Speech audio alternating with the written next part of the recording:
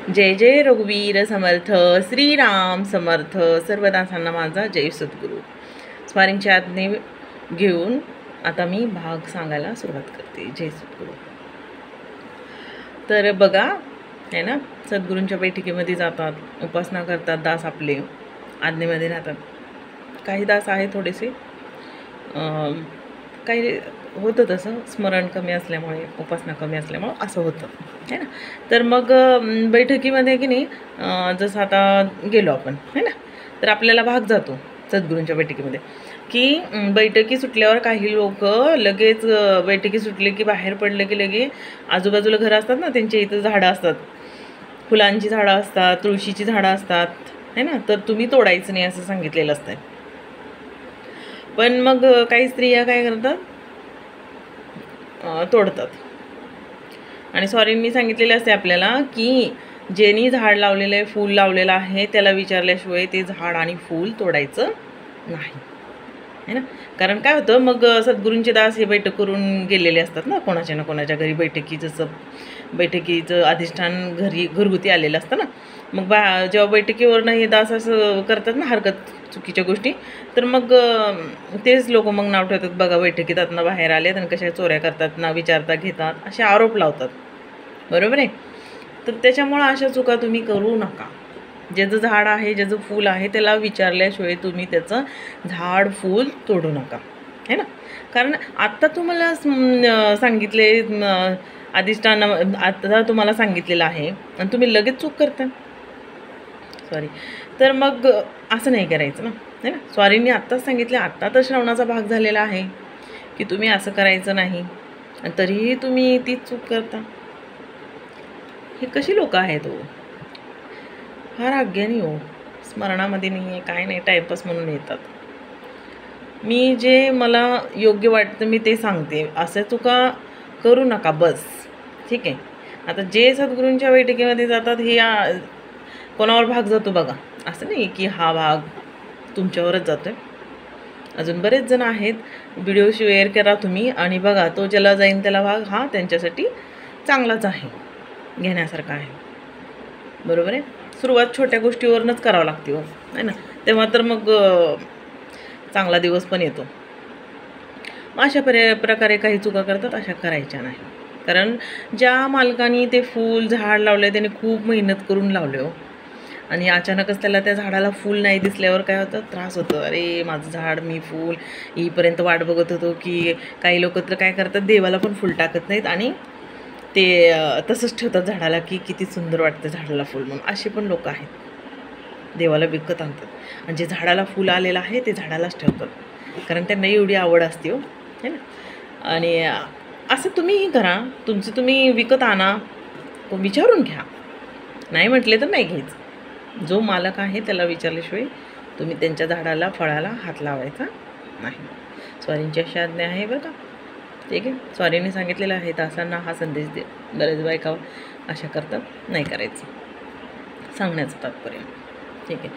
आता बालभक्तीतले जे आपले छोटे बाल सदस्य आहेत त्यांच्यासाठी सांगते मी।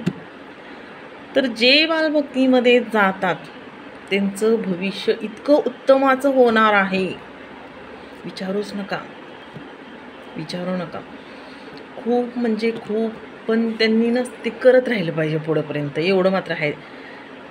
आता मी तुम्हाला सांगते, पण माझी मुलं काही ऐकत नाहीत, पण आज्ञेमध्ये आहेत माझी मुलं, असं नाही आहे, आहेत आज्ञेमध्ये। ज्या वेळेला मी एक दिवशी आजारी होते, माझी तब्येत खूप बरी नव्हती, तर माझा छोटासा मुलगा, पहिला लहानपणी गेला होता तो बालभक्तीमध्ये, पण मी खूप आजारी पडले आणि तेव्हा त्यांनी सुद्धा स्मरणिका केली की माझ्या मम्मीला बरी वाटू दे सद्गुरू।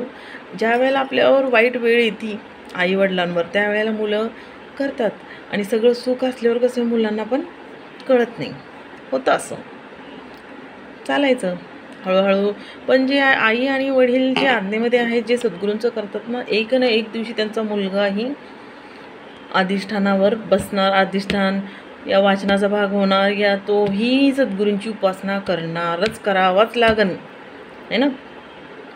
जर सद्गुरूचा दास एवढा सद्गुरूंच्या आज्ञेमध्ये जायचा प्रयत्न करतोय, तर सद्गुरूला करावंच लागेल त्यांच्या मुलांनाही आज्ञेमध्ये त्यांच्या मुलांनाही बैठकीचं सद्गुरूंचं हे जे पण आहे आपल्याला दासबोध भक्ती आणि श्री सद्गुरुचरित्र है ना, हे सगळं ज्ञान त्यांनी पण वाचून काढलंच पाहिजे.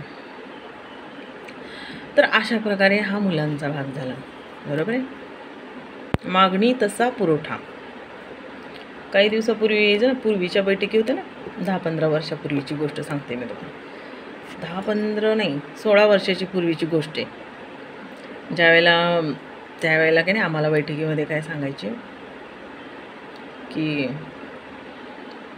बऱ्याच गोष्टी फार वेगळ्या सांगायच्या. दास पण तसेच होते.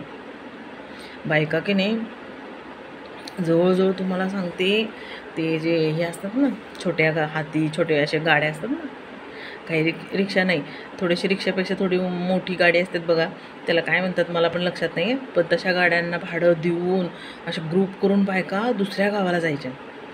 त्यावेळेला तसंच होतं. प्रत्येकाच्या ह्याच्यामध्ये नव्हत्या, प्रत्येकाच्या गावामध्ये वगैरे ह्या सद्गुरूंच्या बैठकी नव्हत्या, कुठं असायच्या पण पूर्वी बायका की नाही तेवढा लांबसुद्धा जायच्या बघा. त्यांच्या मनामध्ये जिज्ञासा काय असते, बैठकीत जाऊन तर यावं, काय असते जाऊ चला, असं करत की नाही प्रेग्नेंट बायका पण जायच्या है ना. तर ते पण बघा किती, त्या आतल्या बाळाचं पण केवढं त्याचं काय असणार विचार करा. तर ते बालसंस्कार त्याला गर्भामध्येच होणार आहे ना त्या मुलाला, कारण ती ताई सद्गुरूंच्या बैठकीमध्ये श्रवणाला बसायच्या. एवढं मोठं पोट घेऊन आहे ना, 8व्या महिन्यापर्यंत त्या ताई येत होत्या. मी बघितलेले. ठीक आहे, मी माझा अनुभव तुम्हाला शेअर करते. माझ्यावर विश्वास आहे ना तुम्हाला? विश्वास ठेवावाच लागेल है ना. कधीही कोणाची निंदा करायची नाही है ना. ही अशी होती, ती तशी होती, अरे वेळ कधी तुमच्यावर तशी येईन सांगता येत नाही है ना. काया वाचा मन कधी पालटेन काही सांगता येत नाही हो. म्हणून कधी कोणाला नाव ठेवू नका. ठीक आहे, ज्याच्यावर जे गेलेलं असते ते त्यालाच माहीत होतं. जोपर्यंत आपल्यावर येत नाही ती वेळ तोपर्यंत आपल्याला कळणार नाही. सांगण्याचं तात्पर्य हेच आहे की तर अशा प्रकारे असं राहतो. आता बघा तुम्ही सद्गुरूंचे दास असं 5 मिनिटं बसत नाही. घरामध्ये बसते का? बसतात. बालभक्तीचे दास बसतात खरं थोडा वेळ, पण शांत नाही बसत. ताई दादा घरामध्ये 10 मिनटं एकाच ठिकाणी या 15 मिनटं अर्धा तास बसू शकते का?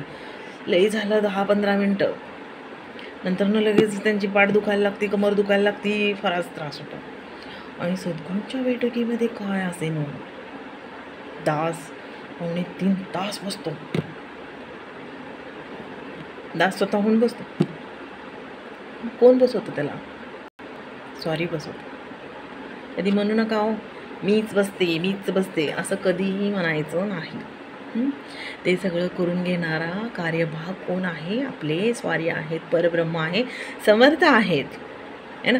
त्यांची कृपा आहे. आज एकत्र एवढ्या सगळ्या स्त्रिया बसलेल्या आहेत, एकदम शांत, आवाज न करता, एकमेकीला रिस्पेक्ट देऊन है ना, आणि चेहऱ्यावर स्मित हास्य करत मस्तपैकी दास असे बसलेले आहे. आणि हमेशा जय सद्गुरू बघा, तुम्ही कधी बघा जे सद्गुरूंचे दास आहेत ना, ते जे खरे दास. आता लई प्रकारचे दास आहेत, रागिष्ट, चिडचिडे, त्यांचं स्मरणच नाही आहे, त्यांची उपासनाच नाही आहे, म्हणून त्यांना तसं होतं. पहिला आपला दास किती अनपड होता हो, त्याला बोलायला येत होतं का? नाही ना. तसा बैठकीत जायला लागला त्याला बरोबर बोलायला यायला लागलं, नाहीतर सारखं कोणाचं ना कोणाचं बोलणंच खायचं है ना. सारखं तिला नाव ठेवणार, बोलणं खायचा, बोलायला जमत नव्हतं. सगळं शिकवलेलं आहे स्वारीने आता आपल्याला, चांगल्या गोष्टी है ना. तर सांगण्याचं तात्पर्य हेच आहे की ही सगळे जे आहे कार्यभाग आहे हा जो तो स्वारींचा आहे है ना, आपल्या परब्रह्मांचा आहे. बरोबर आहे ना. खरा देव, खरा गुरु ओळखता आला पाहिजे. आता लई गुरु आहेत, खूप गुरु झालेत. कोणालाही गुरु म्हणू नका हो तुम्ही. तुम्हाला काय कळतं का? खरा गुरु हा ओळखता आलाच पाहिजे. ठीक आहे. बऱ्याच प्रकारचे आता नवीन वेगवेगळे गुरु निघलेत, बऱ्याच प्रकारचे वेगळे भाग सांगणारे आहेत वेगवेगळ्या बैठकीत, असं नाही आहे. त्यात पण आहे, विठ्ठलाचे आहे, स्वाध्याय आहे, बऱ्याच प्रकारचे आहेत वेगवेगळ्या, जसं हा सद्गुरूंची बैठक आहे, बाकी आहेत काय काय चांगल्या गोष्टी सांगतातच. त्यात पण काही काही ह्याच्यामध्ये नाही आहेत व्यवस्थित. अंधश्रद्धेमध्ये राहायचं नाही. स्वारींनी काय केलेलं आहे व आता चहू दिशा काय केलेल्या आहेत, समान केलेल्या आहेत, आहे ना. शंका ही शंका काढूनच टाकलेली आहे ना. आपण म्हणतो की बाबा काय म्हणतात त्याला, काय म्हणतात तो, मला नावच येणं झालं, सॉरी, आठवून द्यावं, सॉरी विसरून गेले मी. हां, काय बापरे, विसरून गेले. तर चहू दिशा कशा केलेल्या आहेत, समान केलेल्या आहेत. असं नाही आहे की अधिष्ठान या ठिकाणी ठेवायचं आहे, अधिष्ठान ते दासाचं जो देह आहे, दास ज्या ठिकाणी बसलेला आहे त्याच ठिकाणी दासाने काय करायचं आहे, अधिष्ठानाची मांडणी करायची आहे. बरोबर आहे. कारण अंधश्रद्धा ही काढून टाकलेली आहे. पूर्व दिशेला ठेवायचं, उत्तर दिशेला ठेवायचं, पश्चिम ठेवायचं, हे असलं सगळं काहीही अनपढ गोष्टी ह्या सगळ्या काय काढलेलं आहे, शंका काढून टाकलेल्या आहे. कळते ना तुम्हाला. तर ह्या सगळ्या गोष्टी अनपढ लोकांसारखंही असलं काही नाही. पण तुम्ही स्मरणामध्ये जर राहिला तरच तुमचं सगळं व्यवस्थित राहणार. नाही तर तुम्ही स्मरणात नाही, काही नाही, हा पण विश्वास तर ठेवा.